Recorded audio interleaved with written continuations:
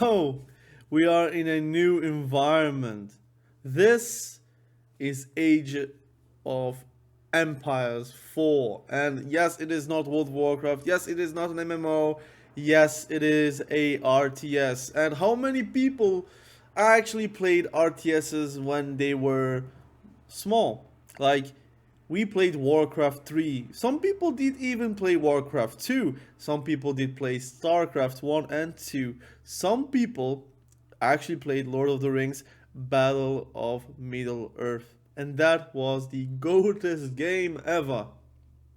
But now we have Ages of Empire 4. And some people still play Age of Empires 2. I personally prefer Age of Empire 4 because of the graphics and how it plays. And personally, I can't bother playing like an old game, or else I would be playing Battles of the Middle Earth 2 or 1. But this is Ages of Empire 4, and why me, a MMO player, a MMO PvP player, actually loves playing Ages of Empire 4. Now, for instance, if you're playing 1v1 and you are losing, most likely it is your fault. So accountability is very high on this game. You have multiple game modes that are to play differently. You have 1v1s, you have 2v2s, you have 3v3s, and even 4v4s. But you also have FFA. For example, if I go here, you have multiple game modes that you can play in quick play, and it has MMR. And you see my dreadful FFA wins. I'm going to say that it's very difficult to win. You have like one win out of 25, but God knows that one win is actually very, very satisfying. And it is very fun to play. You have ranked as well. You have multiple things that you can do. You also have sick campaign modes that are really, really interesting, especially if you are playing for the story and for the historical knowledge that you can have. So I do love that as well. And you have a great tutorial as well here. For example, we have multiple good ones that you can do, which are very fun to do. But let's talk about Ages of Empire 4. Why do I play that? I'm going to say that I'm very fond of the civs that you can have. And civs, you can see it as a race, you can see as a class, pretty much, if you're playing MMOs, for example. Those are the nations, kinda, not really nations, but like empires that you can play, and that you can enjoy, and that you can learn, and then you can improve in our multiple build orders. What is a build order?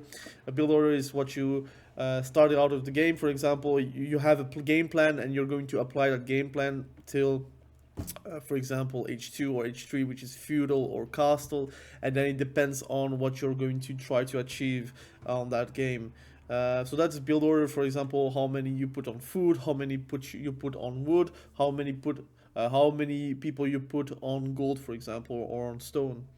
So it's very interesting. There are multiple things you can learn, and you still can learn things on that game, and they are patching regularly for a RTS game. They have seasons that are also very short, so it's very cool to keep on grinding. And I feel like it's on a great ascent.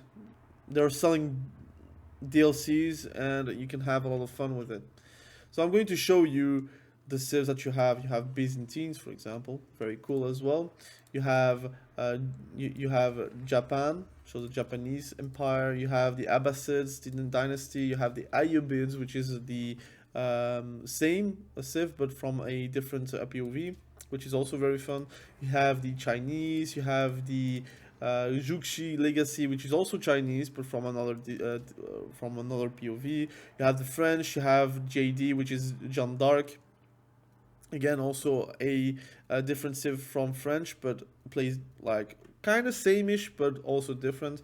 You have Holy Roman Empire. You have the Order of the Dragon. You have Delhi Sultanate, which is one of my mains that I really play a lot. Although sometimes I don't want to play it, I still play it for some reason. You have the English, which are the easiest civ to play in my opinion for beginners. You have Malians, which is also a very cool civ because it's very different with a gold economy that is unrivaled in my opinion. You have Mongols, which is a lot of aggression and nomadic, so you have like buildings that you can move every single time, so it's very cool. You have the Ottomans, which is also one of my favorite civs, which I really like because it's very military heavy civ. And then you have Rus, which is Russian, not really Russian. Rus is more like the Scandinavian plus also the Russian Empire together, right? It's a different era, but it's called a Rus. So I really like the civs. I really like how he plays. I like the aggression that you can have in different stages of the game. The start of the game is very slow. You try to build up your age advancement or your economy. The H2 is more about harassment and trying to see if you can finish the game quickly or if you are going to push for castle age, which is H3.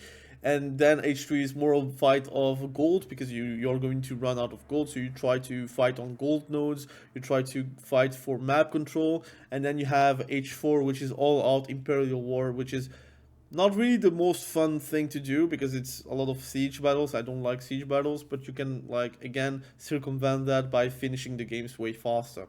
But it's a very cool game, and I would recommend people to try it out if you have the Game Pass. Some people do have that for Diablo, for example.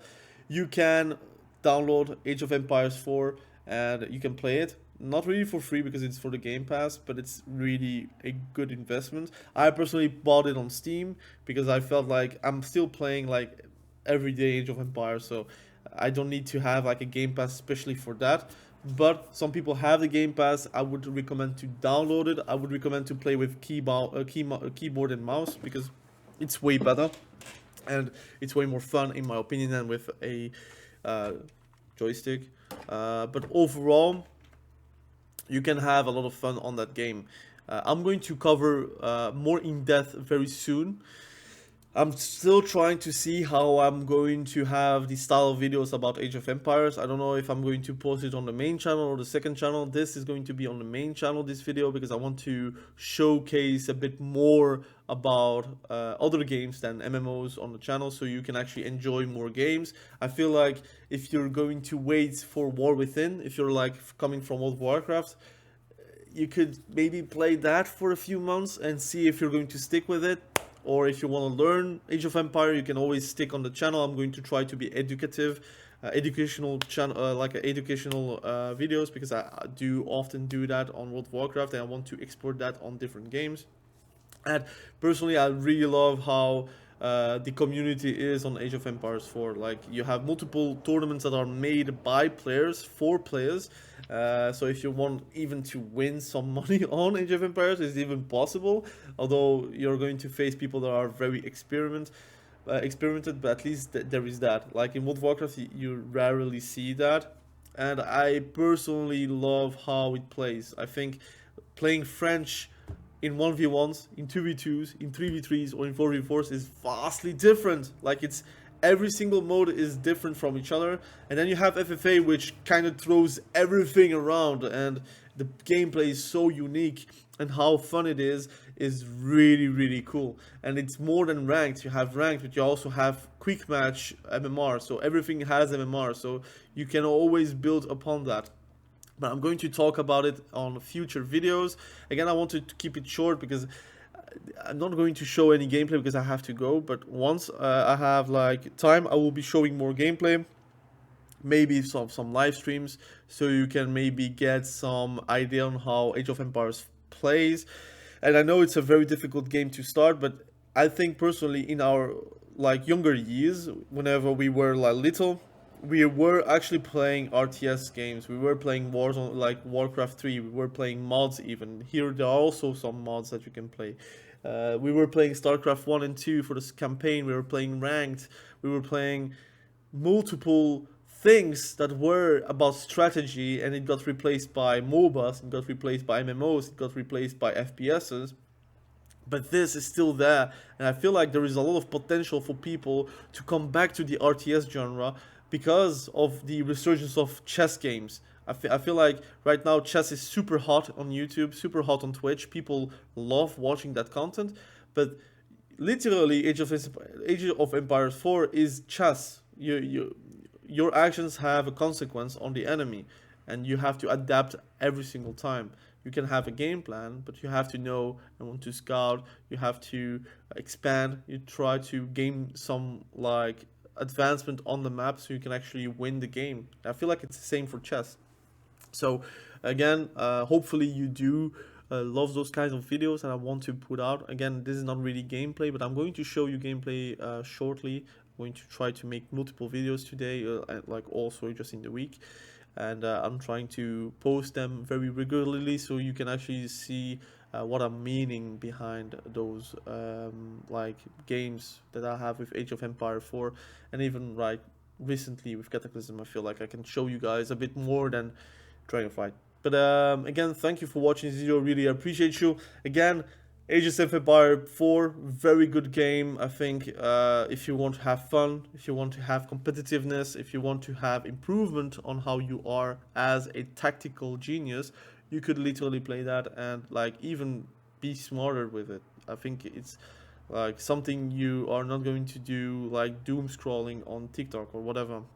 This is like active thinking. You're going to be very tired after playing like your first games and such, but it's very satisfying when you get like a win and you get like your game plan, it works, and everything comes down to your execution. I think that's very fun to do. Again, thank you for watching this video. Really appreciate you. Be sure to subscribe to the channel if you haven't done that yet. We will catch each other probably very soon in the next video. Have a great day. Bye.